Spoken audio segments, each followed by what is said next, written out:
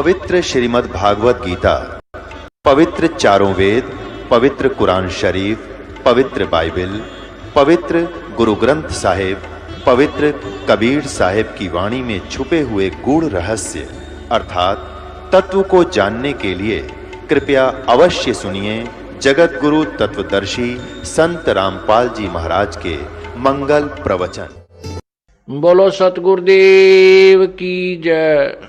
बंदी छोड़ कबीर साहेब की जय। बंदी छोड़ गरीबदास जी महाराज की जय। स्वामी रामदेवानंद जी गुरु महाराज की जय। सर्व संतों की जय, सर्व भक्तों की जय, धर्मी पुरुषों की जय, श्री काशी धाम की जय, श्री छुड़ानी धाम की जय, श्री करौथा धाम की जय, श्री बरवाला धाम की जय। सत साहिब गरीब नमो नमो सतपुरुष को नमस्कार गुरु की नहीं। सुर नर मुनि जन साधुआ संतों सर्वसदी नहीं। सतगुरु साहिब संत सब दंडोतम प्रणाम। आगे पीछे मध्य हुए तिनको जा कुर्बान। नराकार निर्विषम काल जाल भय भंजनम निर्लेपम निज निर्गुणम अकल अनुबे सुंदनम सोहम सुरति समाप्तम सकल समाना निर्तल उज्ज्वल हिरंबर हरदमम बेपरवा अथा है वार पर नहीं मध्यतम। दिव जो सुमरै सिद्ध होई गणनायक गलताना करो अनुग्रह सोई पारस पद परवाना। आदि गणेश मनाऊं गणनायक देवन देवा चरण कमल लौलाऊं आदंत करूं सेवा। परम शक्ति संगीतम रिद्धि सिद्धि दाता सोई अवगत गुण अतीतम सत्य पुरुष निर्मोही। जगदम्बा जगदीशम मंगल रूप मुरारी तन मन अर्पों शीसम भक्ति मुक्ति भंडारी। सुर नर मुनि जन ध्यावे ब्रह्मा विष्णु महेशा शेष सहस मुख गावे पूजे आदि गणेशा। इंद्र कुबेर सरीखा वरुण धर्म राय ध्यावे समर्थ जीवन जी का मन इच्छा फल पावे। 33 कोटि आधारा जावे से 88 उतरे भवजल पारा कट है यम की फांसी। 33 कोटि आधारा जावे से 88 उतरे भवजल पारा कट है यम की फांसी। कर जोरूं विनती करूं धरूं चरण पर शीश। गुरु राम देवानंद जी महाराज ने दियो नाम बख्शीश। कोटि जदा करूं कोटि कोटि प्रणाम। चरण कमलम राखियो मैं बांदी जाम गुलाम। जय कैसते गुरु मिलें सब दुख रो। चरणों ऊपर शीश रखूं कहूं जो कहनी हो। कबीर गुरु जी मिलेंगे पूछेंगे कुशलात। आद्य अंत की सब कहूं अपने दिल की बात। गुरु जी तुम ना भूलियो गुरु जी तुम ना भूलियो चाहे लाख लोग मिल जाएं। हमसे तुमको बहुत है तुमसे हमको नाही। तुम्हारे विसारे क्या बने मैं, किसकी शरण में जाऊं। शिव ब्रंच मुनि नारदा, तिनके हृदय न समाऊं। अब गुण किए तो बहुत किए, करत न मनी और। बामे बंदा बख्श दियो, बामे गर्दन उतार। अब गुण मेरे बाप जी, बख्शो गरीब नवाज।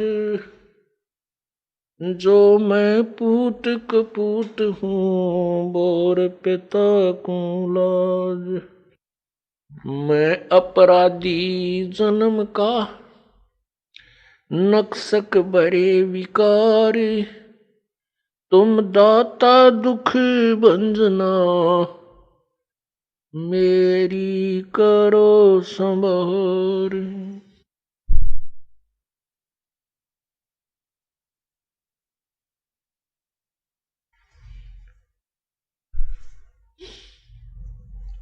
कुत्ता तेरे दरबार का, मोतिया मेरा नाम। गले प्रेम की जेवड़ी, जांखे चोवा जाऊं।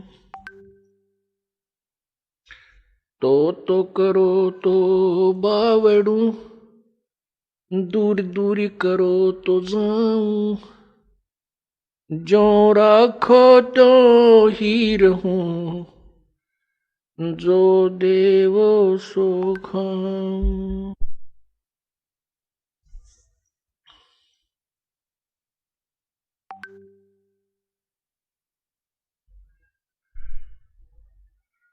मानुष जन्म दुर्लभ है, मिले न बारंबार। सरोवर से पत्ता टूट गिरे वो, बोर न लगता डर। बंदे तू कर बंदगी, जय चावे दीदारी। अवसर मानुष जन्म का, भाई मिले न बारंबार।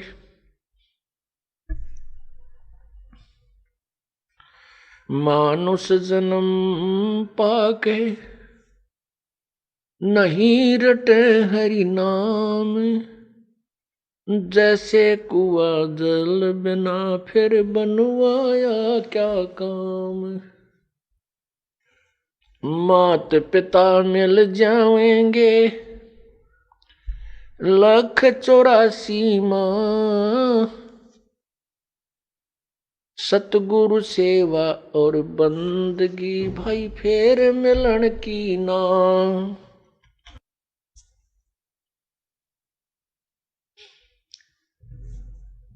पृथ्वीपति चकवे गए, जिनके चक्कर चलंत। ये रावण सरीखे कौन गिने, ऐसे गए अनंत।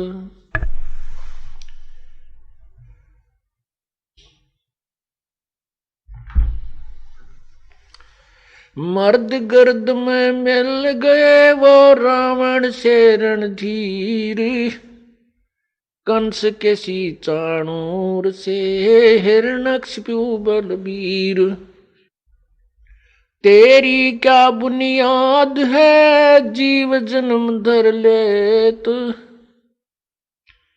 गरीब दास हरि नाम बिना, खाली रह जा खेत।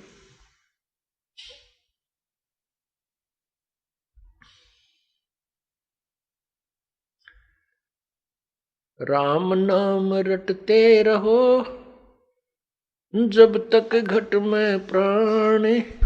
कबहू तो दीन दयाल के, बिनक पड़ेगी कान। सर्व सोने की लंका होती रावण से रणधीरम। एक पलक में राज विराजीव जम के पड़े जंजीरम। मन तो सुख के सागर चल रे भाई और न ऐसा जस रे। मन तो सुख के सागर बस रे और न ऐसा जस रे। मन तू सुख के सागर बस रे भाई और न ऐसा जस रे।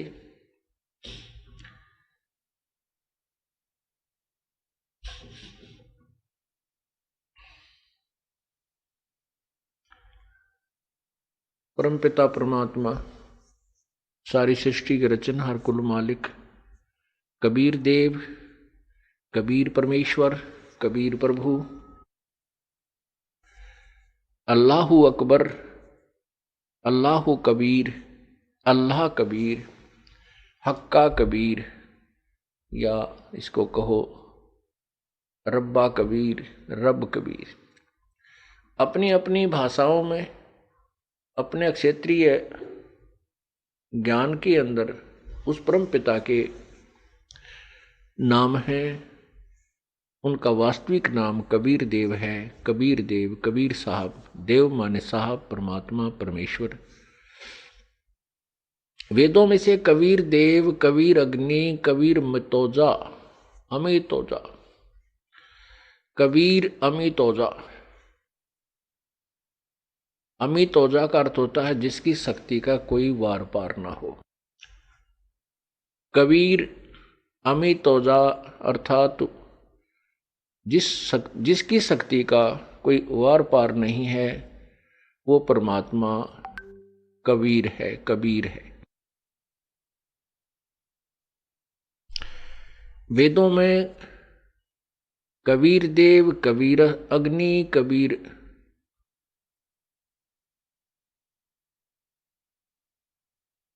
परिभू, मनीषी, कबीर मनीषी, ये जो शब्द हैं ये परमात्मा पूर्ण ब्रह्म के वास्तविक नाम की तरफ संकेत है। वेदों में कबीर देव जो शब्द है उसको व्याकरण वालों ने अपनी सोच से उसका अर्थ कवि लिख दिया और कवि का उन्होंने कांत पर कर दिया। कोई भी नाम है किसी भी व्यक्ति का, उसका कुछ ना कुछ अर्थ होता है। यदि निरर्थक है तो उसका नाम ही नहीं रखा जाता, वो नाम रखा ही नहीं जाता जो निरर्थक होता है।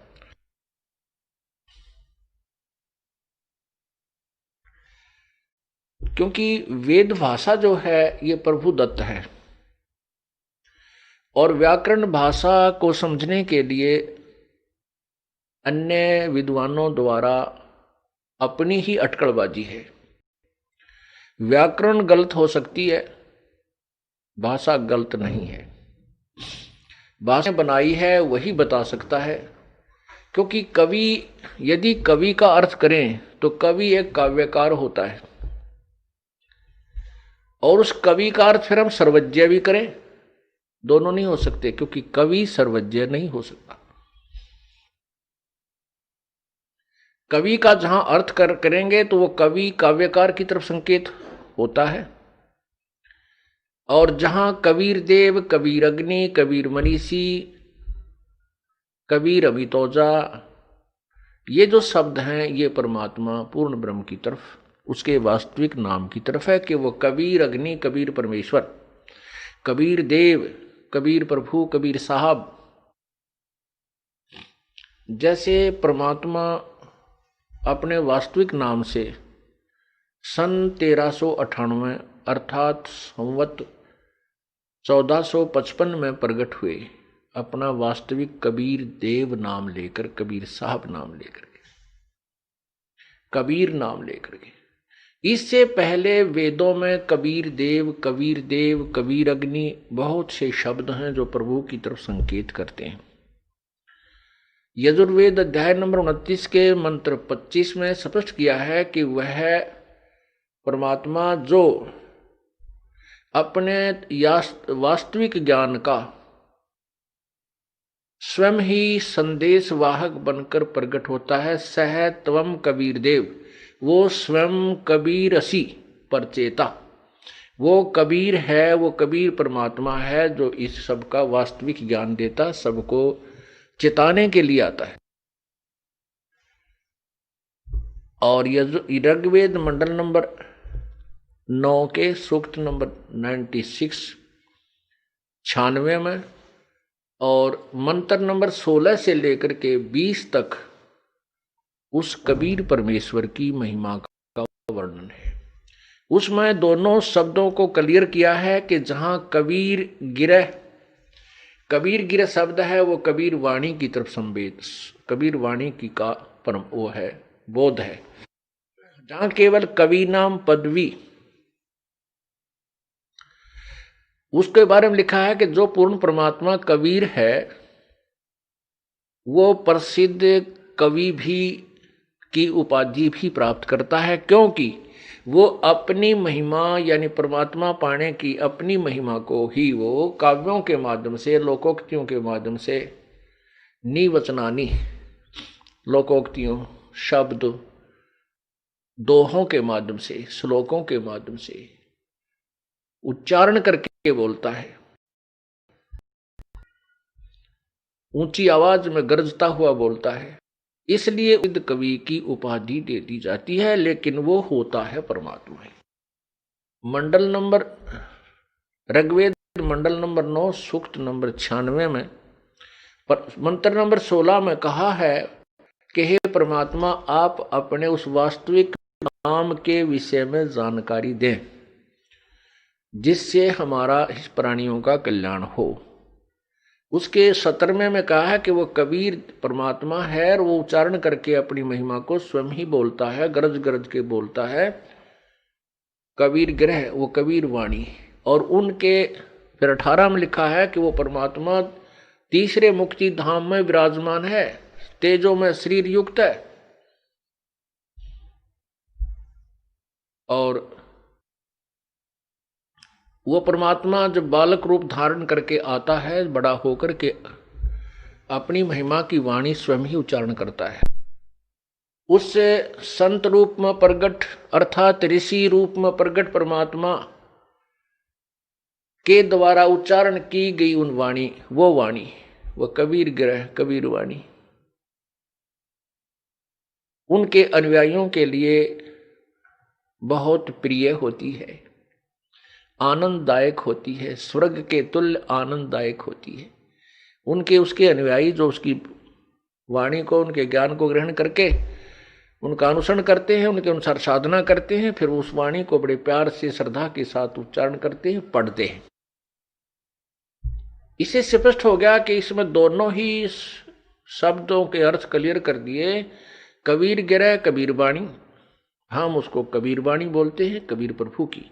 और वो अमर परमात्मा ही होता है जो प्रसिद्ध कवि की भी पदवी प्राप्त करता है। अभी तक पुण्यात्माओं हम परमात्मा को, कबीर जी को एक सिंपल पोइट मानते थे, एक अच्छा कवि मानते थे, साधारणतः हम उसको एक अच्छा कवि मानते थे। लेकिन अब उनके गुणों से और शास्त्रों के प्रमाणों से प्रमाणित हुआ कि वो तो पूर्ण परमात्मा थे। यही वेद बता रहे हैं कि वो परमात्मा जो कवि, प्रसिद्ध कवि की पदवी भी प्राप्त करता है, वो परमात्मा पूर्ण ब्रह्म ही होता है, अमर पुरुष ही होता है। तो उस परमात्मा ने हमें आकर के क्या बताया है। अब जैसे कवि शब्द का उन्होंने कवि बना दिया, कबीर शब्द का, कबीर देव का। अब जैसे यजुर्वेद है, ये देखिएगा, ये यजुर्वेद है, इसके ऊपर रै लगा है। इस रै को ये क्या करते हैं, यहां बिंदी 2 लगा देते हैं, अपसर्ग विसर्ग, 2 विसर्ग लगा करके यजुर अलग कर देते हैं, वेद को अलग कर दें। और यजुर का हम अर्थ कर दें, यजुर माने ऋग्य सतुतियां। यजुर का अर्थ होता है ईश्वरीय महिमा की, प्रभु की महिमा की ऋचाएं यजु। तो अब हम इसका अर्थ कर दें, यजु माने परमात्मा की महिमा की ऋचाएं, तो वो अर्थ भी है इसका। लेकिन यजुर्वेद इसके साथ लगा है तो इसका अर्थ है कि वो कोई बुक है जिसको यजुर्वेद कहते हैं। ऐसे ही हम कबीर देव को, जैसे कबीर देव शब्द है और उसको हम उसके दो अर्थ कर दें, कबीर अलग कर दें और देव अलग कर दें, तो भी वो कबीर प्रभु के तरफ ही संकेत होगा। जिस प्रकार यजुर्वेद, इस यजुर्वेद को हम दो हिस्सों में कर दें तो भी इस पवित्र पुस्तक की तरफ ही का ही बोध है। इसी प्रकार यदि हम कबीर देव को अलग कर दें, दो हिस्सों में डिवाइड कर दें, इसका संधि छेद कर दें, तो भी परमेश्वर की तरफ ही संकेत है।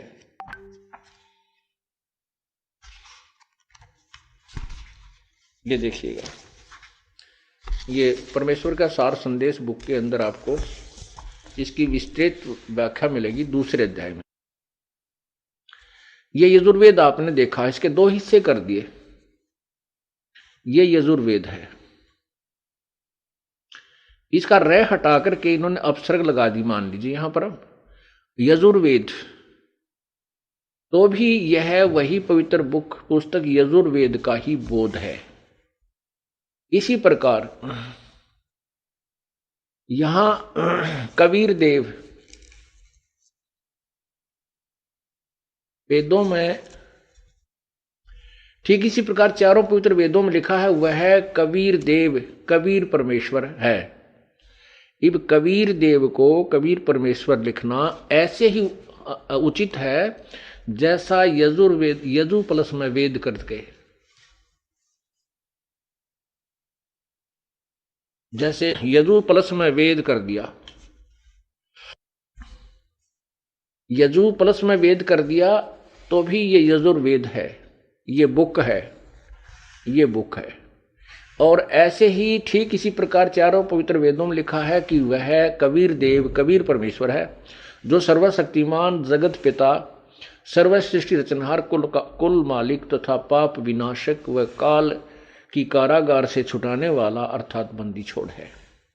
इसको हम ऐसे लिखें तो भी कबीर परमेश्वर का ही बोध है।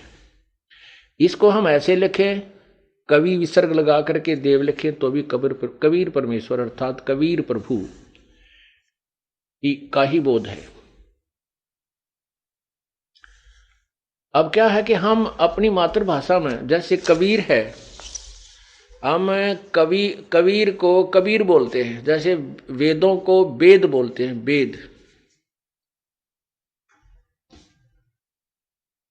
ठीक इसी प्रकार कबीर, जैसे देवी को देवी बोला कर, हमारे मातृभाषा में तो देवी बोला कर, देवी की पूजा, देवी का मंदिर था वहां पर, देवी यानी वह को हम वह बोलते हैं।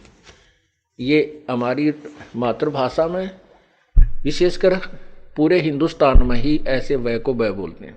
अब शिक्षा का प्रचार हो जाने से बेशक बच्चे पवित्र और शुद्ध भाषा बोलने लगे, तो परमात्मा की महिमा जो वेदों में कबीर देव थी, वो पहले से ही कबीर देव, कबीर साहब, कबीर भगवान, वह को हम वह, और अपने जो स्थानीय उच्चारण के आधार पर हम कबीर देव को कबीर, बड़ी ई की मात्रा, उच्चारण ऐसा बोलते थे जिसमें लिखने में फिर वो लिखने लगे तो कबीर साहब कहने लगे, कबीर भगवान, कबीर देव, ऐसे। तो उस कबीर परमेश्वर ने आकर के हमें यथार्थ ज्ञान बताया है। उस परमेश्वर ने हमें यह भी प्रमाणित किया कि जो ये काल है, ये काल भगवान है, जो 21 ब्रह्मांड का मालिक है, स्वामी है, प्रभु है। इसके 3 पुत्र हैं, रजगुण ब्रह्मा जी, सतगुण विष्णु जी, तमगुण शिव जी। और ये अपने आहार के लिए, अपने संसार चालू रखने के लिए इन तीनों पुत्रों द्वारा यहां जीव उत्पत्ति, सतीथि और फिर अपने खाने के लिए संहार करवाता है। और इस काल भगवान ने अपना दूत, अपना एजेंट, अपनी गुप्त पावर मन एक प्राणी में विद्यमान कर रखी है। ये मन जो है ये काल का ही स्वरूप समझो, ये 21 ब्रह्मांड के प्रभु का ही स्वरूप समझो, उसी का एजेंट समझो, उसी का दूत समझो। आत्मा और मन का इस काल ने योग बनाकर हमारे को जीव संज्ञा दे दी, हम जीव बन गए। परमात्मा ने कहा है कि मेरे हंसा भाई, हंस रूप था जब तू आया, अपना स्वरूप भूल मैं भूला, तू तात जीव कहाया। तू हंस था। परमात्मा के गुणों से मिलती हुई आत्मा के गुण हैं, परमात्मा से मिलते जुलते आत्मा के गुण हैं। इस काल ने हमारे अंदर इस मन का योग करके, इस मन के द्वारा आत्मा को बहुत मलिन बना दिया और जीव संज्ञा में ला करके छोड़ दिया। अब हम आजीवन इसी चिंता में रहते हैं कहीं हम मर ना जावें, इसी चिंता में रहते हैं कहीं हमारा नुकसान ना हो जाए, कहीं हमारे बच्चों को कोई हानि ना हो जाए, एक मकान बन जाए, मकान बन गया तो फिर एक और बन जावे, एक मोटर कार हो जावे। इस तरह की जो यहाँ की जो नाशवान संपत्ति के संचन में ही हम इस नाशवान संपत्ति के ही एकत्रित करने में अपना जीवन व्यतीत कर देते हैं। और ये कराता कौन है? ये काल कराता है। 3 गुण इसमें सहयोगी हैं। रजगुण ब्रह्मा जी द्वारा सभी जीव प्रेरित होकर के उसकी शक्ति से अंदर से गुप्त रूप में ऐसा प्रभाव बनता है कि ये जीव अपने आप संतान उत्पत्ति के लिए प्रेरित हो जाता है और इतना प्रबल हो जाता है कि ये फिर आगा पीछा नहीं देखता। पशु प्राणी तो बलात्कार करते ही हैं, मनुष्य जीवन में भी ये चूकता नहीं। ऐसा क्यों है? कितना घिनौना कर्म ये मन करवा डालता है। क्योंकि काल भगवान ने संतान संतान उत्पत्ति करवानी ही करवानी है। ठीक है, मनुष्य समाज एक समझदार बुद्धिमान है, इसने अपनी मर्यादा बना ली, लेकिन संतान उत्पत्ति करने के लिए बाध्य है। ये काल के द्वारा, मन के द्वारा बाध्य किया गया है।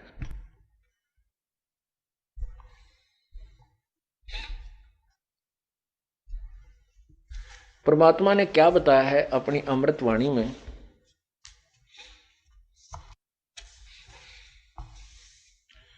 कबीर मन के मारे बन गए, बन तज बस्ती हेत, श्रृंगी रसी से पाकड़े, ये मन हेला देत।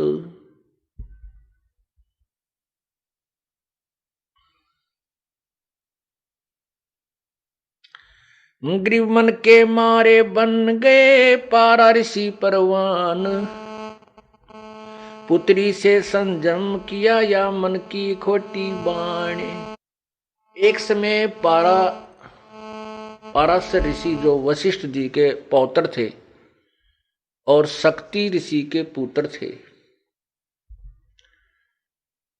उसके विषय में शवशम वेद बताता है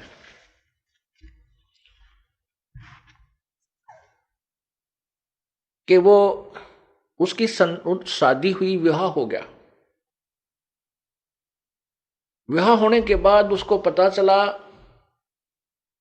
कि उसके पिता को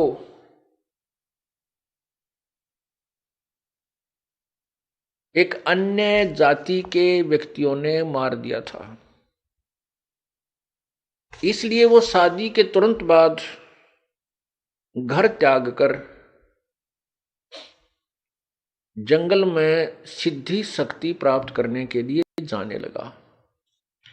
उसकी पत्नी ने कहा कि अभी तो हमारा विवाह हुआ है, संतान उत्पत्ति कर लेते हैं, उसके बाद आप साधना पर चले जाना।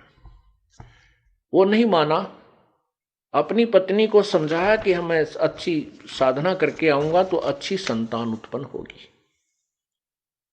कहने का भाव है कि वो अपनी पत्नी को ये कहकर चला गया कि मैं वहां जाऊंगा जंगल में और कुछ दिन साधना करने के बाद मैं अपनी सुक्रम शक्ति तेरे पास भेज दूंगा किसी कौवे के माध्यम से, और वो मंत्रित होगी, आप विधिवत उसे ग्रहण करना, वो उससे तुझे संतान उत्पन्न हो जाएगी। अब वो जंगल में चला गया।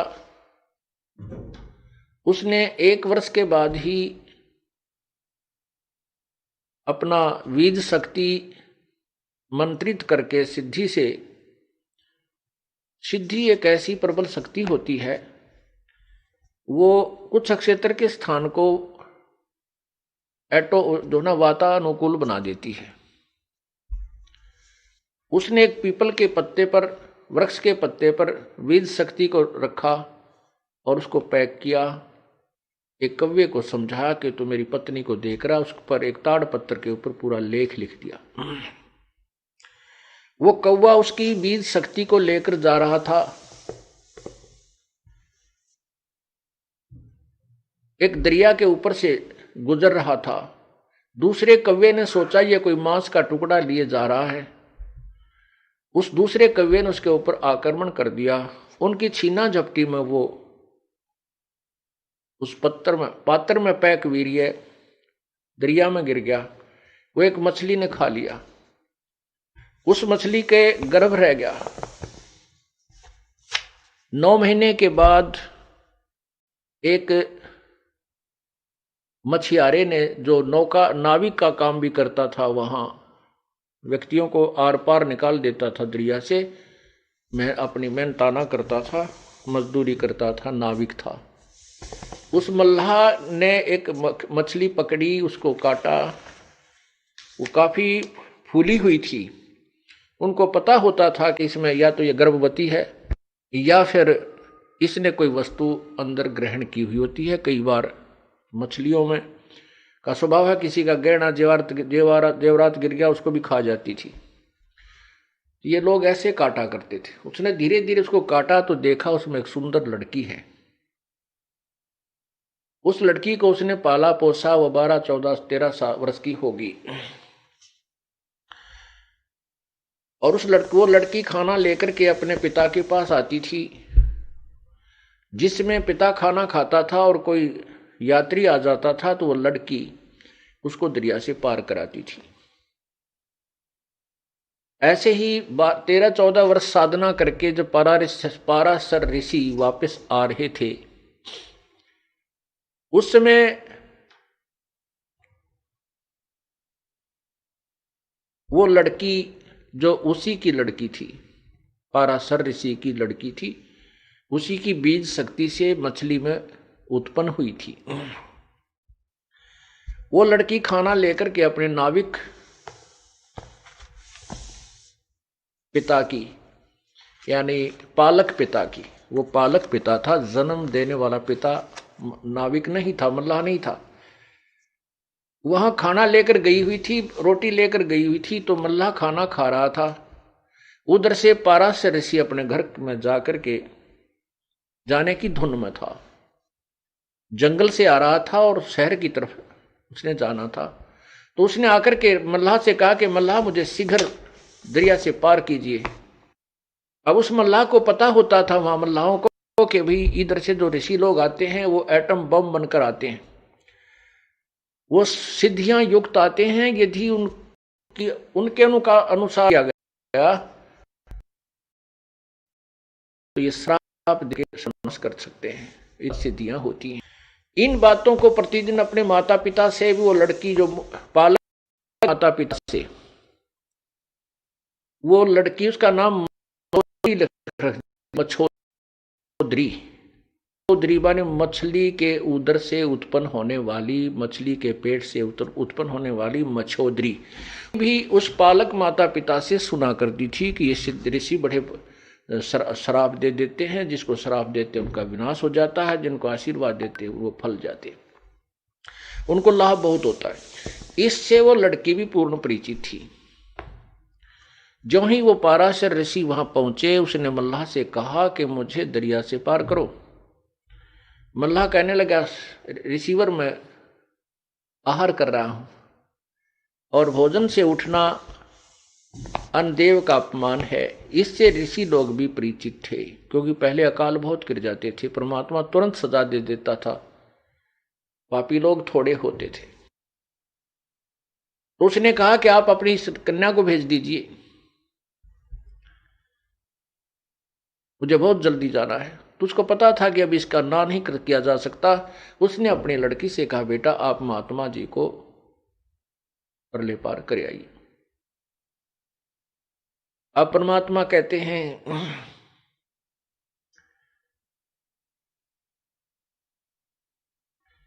मन के मारे बन गए पारा ऋषि परवान, पुत्री से संजम किया भाई मन की खोटी बाण। वो लड़की जब उसको लेकर चली दरिया में, पाराशर ऋषि के मन में दोष उत्पन्न हुआ। पहले 12 वर्ष की लड़की बहुत युवा हो जाती थी, तो उस लड़की को देख करके उसके मन में दोष उत्पन्न हुआ और उसके साथ उसने मिलन करने को कहा। लड़की ने कहा कि मेरे अंदर से बदबू आ रही है स्वामी जी, आप पवित्र हो, मैं एक शूद्र की लड़की हूं,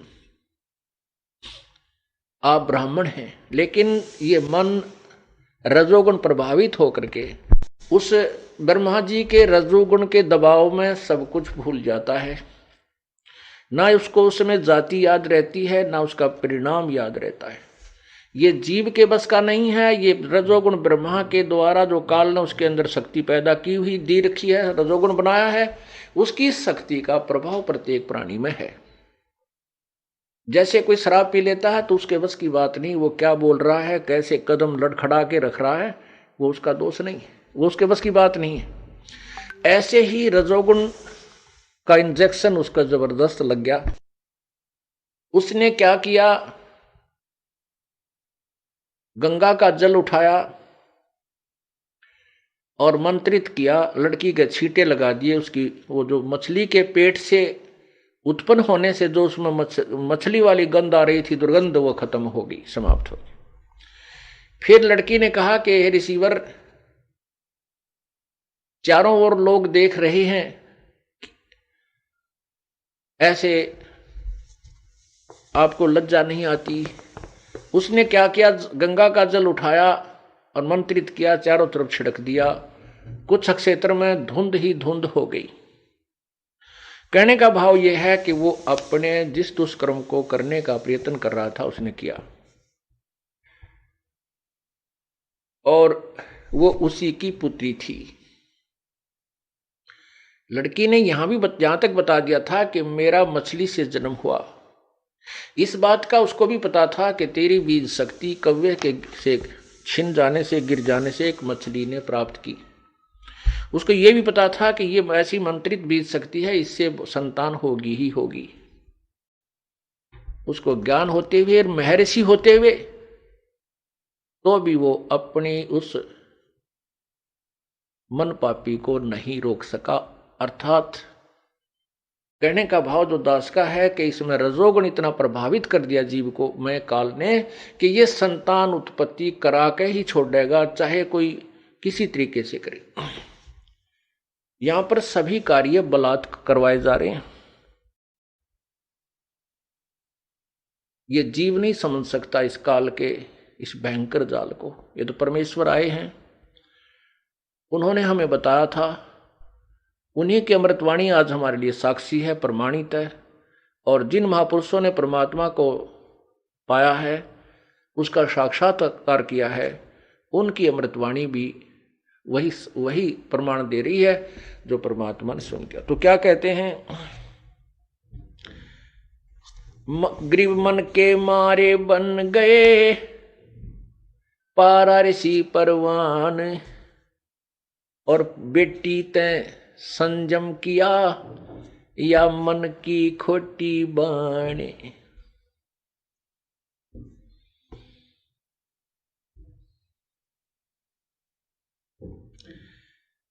ग्रीव सुरपति का तो मन चला गौतम ऋषि की नार।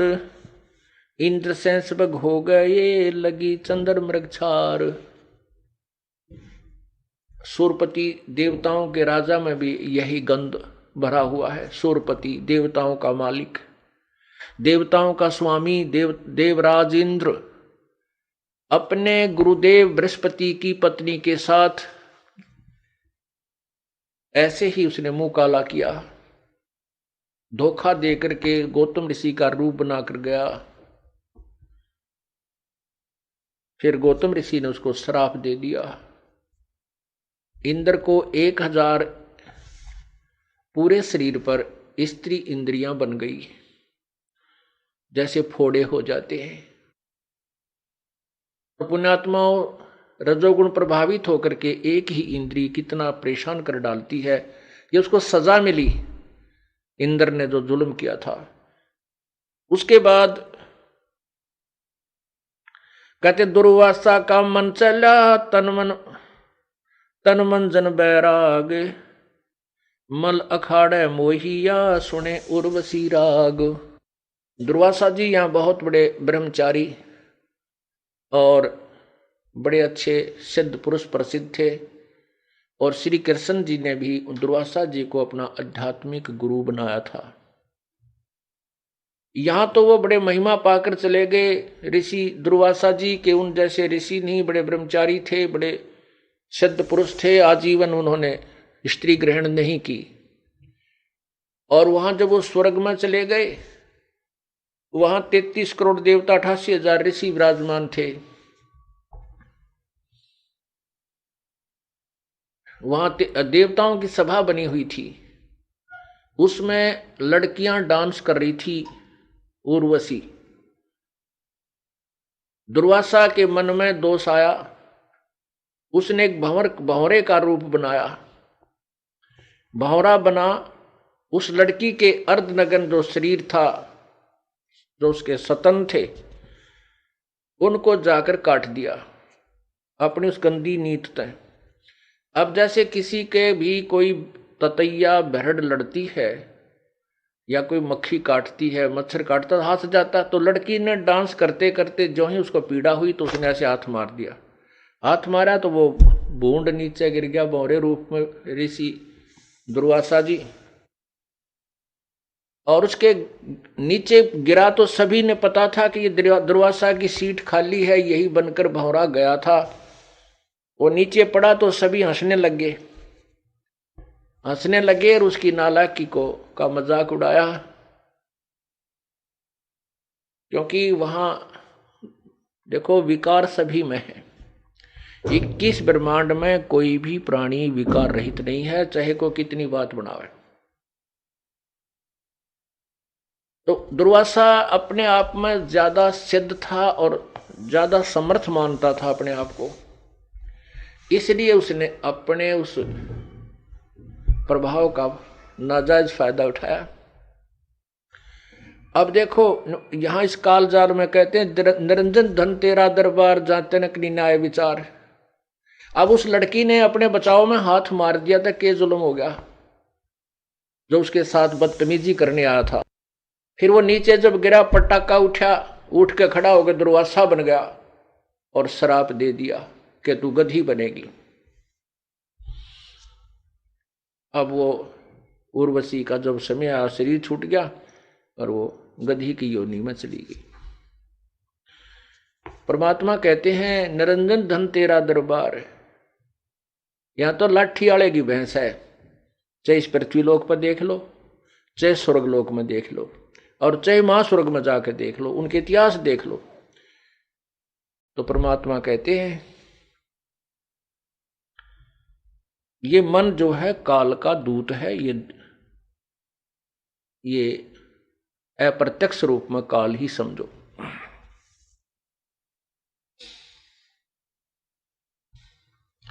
ग्रीब दुर्वासा का मन चला, तन मन जन बैराग। मल अखाड़े मोहिया, सुने उर्वशी राग। ग्रीब ब्रह्मा का आसन डेगा, बड़ा कहो और बड़ा को कौन। ग्रीब ब्रह्मा का आसन डेगा, और बड़ा को कौन। मन के मारे मुनि बहे, अनहोनी हर होन। ग्रीब शंकर अडिग अडोल है, जाके मन की बूझ। शंकर का पारा चला, हरदम मन से लूझ। ग्रीब विष्णु विशंबर मोहिया, पकड़े हैं भगवान। अंत कलाधर अवतर, मन की गई न बाणे।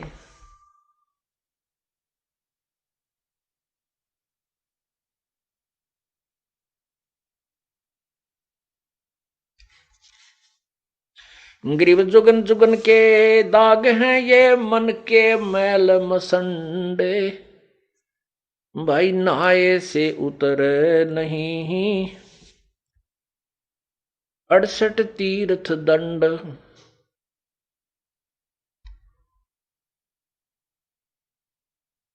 ग्रीब जुगन जुगन के दाग हैं, ये मन के मैल विकार।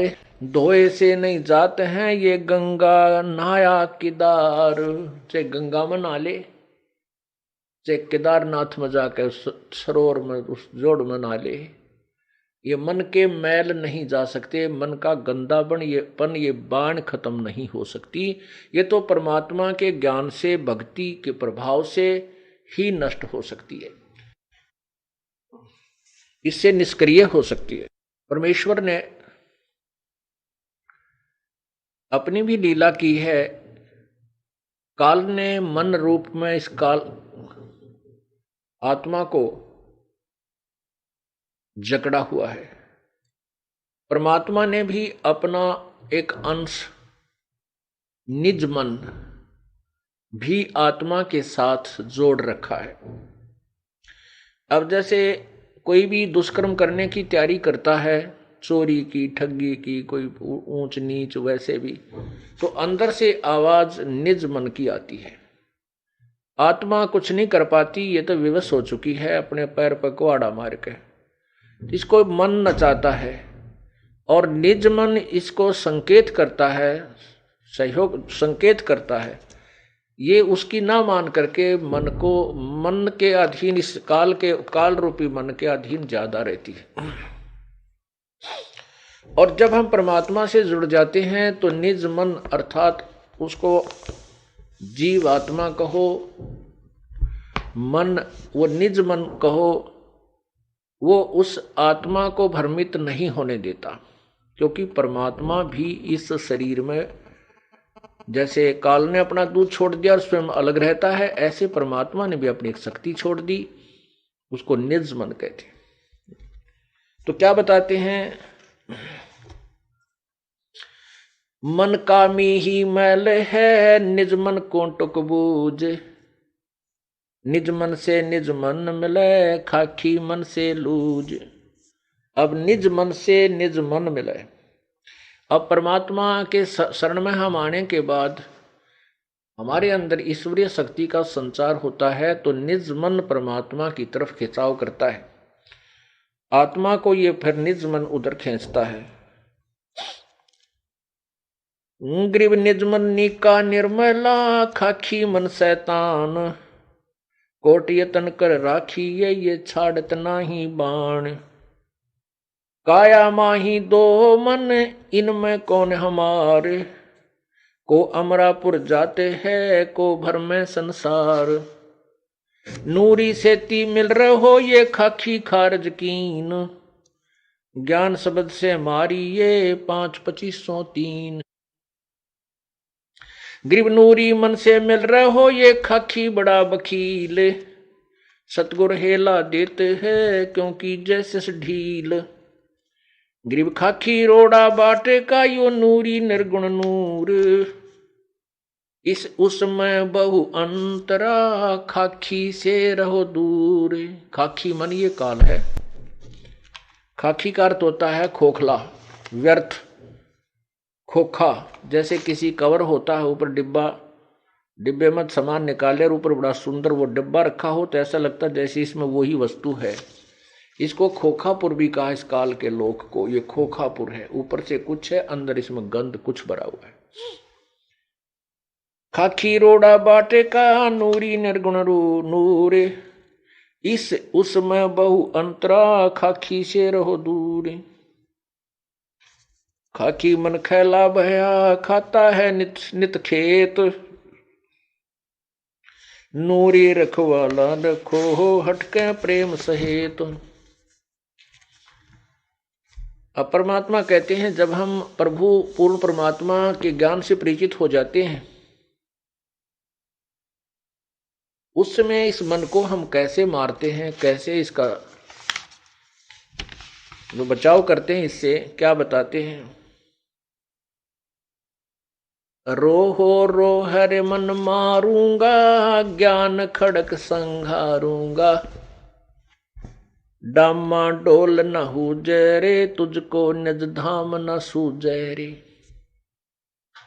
सतगुर हेला देव रे, तुझे भवसागर से सिखेवे रे, 84 तुरत मिटावे रे, तुझे जम से आन छुड़ावे रे।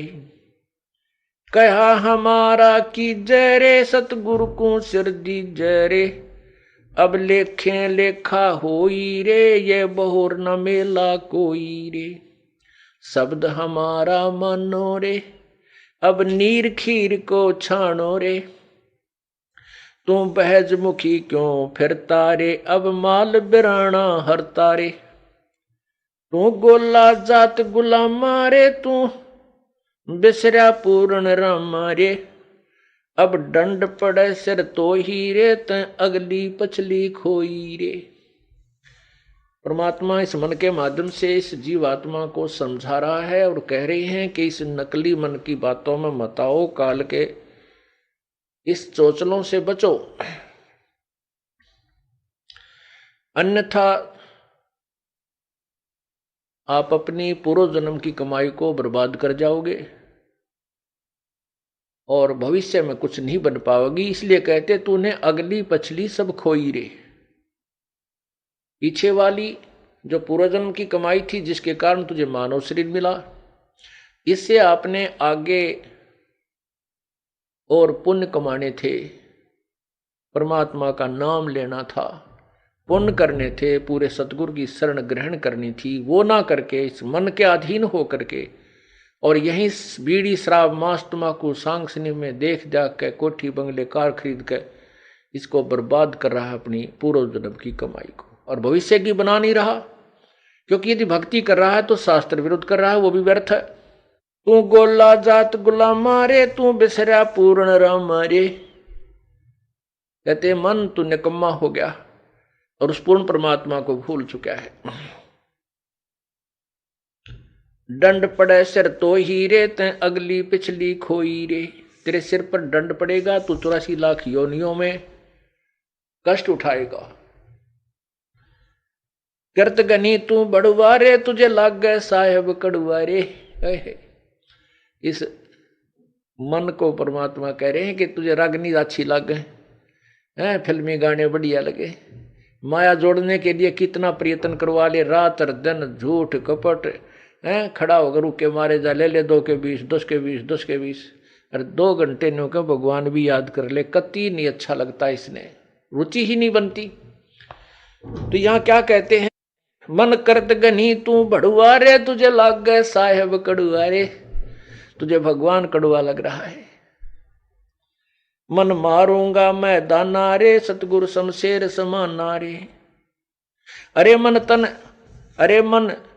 तन काट जलाऊं रे, दिखे जा आग लगाऊं रे। अरे मन अजब अलामा रे, तन बहुत बिगाड़े कामा रे।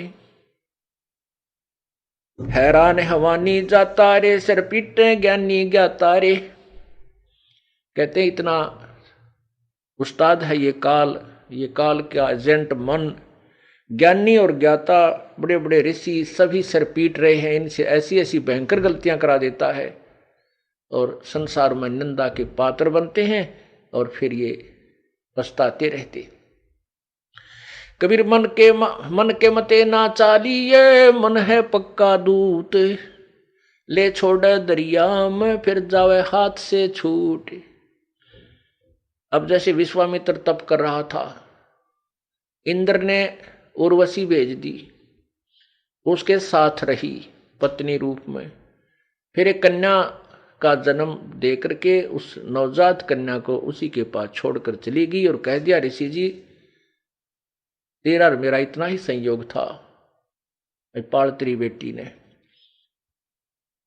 तू काय का ऋषि है, घर से चला था क्या करने के लिए और यहां कर बैठा क्या, ऐसा कहकर वह निकल गई। उसका नाम शकुंतला रखा। उसको फिर कण्व ऋषि के पास विश्वामित्र ने छोड़ा, उसके बाद फिर साधना की, फिर ब्याह करवाया। परमात्मा कहते हैं जब तक हम परम पिता कबीर परमेश्वरी की शरण में नहीं आएंगे, यो काल दाव लगाया रहता है, छोड़ देता मन को खुला। ये पता नहीं कितनी साधना करने कहाँ जाता है, किसी ऋषियों से मिलता है, वो जैसे उसको ज्ञान दे देते हैं वो डट कर साधना करता है, उससे एटम बम बन जाता है। कुछ सिद्धि आ जाती है, सिद्धि आने के बाद फिर ये किसी की नहीं मानता, चाहे भगवान आकर समझा दे कबीर साहब, फिर नहीं मानता। थोड़ा सा कोई प्रभु बन जाए, 20, 30, 50, 100, 200 शिष्य बन जाए, फिर ये नहीं मानता। गधा बनना मंजूर है, चाहे उसने सबश दिखा दे के देख तेरे साथ ऐसे बनेगी, तो नहीं मानता। परमात्मा कहते हैं राज तजना सहज है, सहज त्रिया का नेह, और मान बड़ाई ईर्षा वही दुर्लभ तजना ये। तो काल ने तो हमारे नाना प्रकार के फांस बांध रखे हैं कि किसी न किसी में तो यू जकड़ा ही रहेगा। वो तो परमात्मा आते हैं, सभी बंधन काट देते हैं, इसलिए वो बंदी छोड़ कहलाते हैं। अमर करूं सतलोक पठाऊं, तात बंदी छोड़ कहाऊं। परमात्मा कबीर जी कहते हैं अमर करूं और सतलोक पठाऊं, तात बंदी छोड़ कहाऊं। काल के सभी बंधन कटने के बाद ही हम अमर होंगे। वो अमर बंदी छोड़ यानी हमारे बंधनों को काटने वाला, छुड़वाने वाला वो कबीर ही है।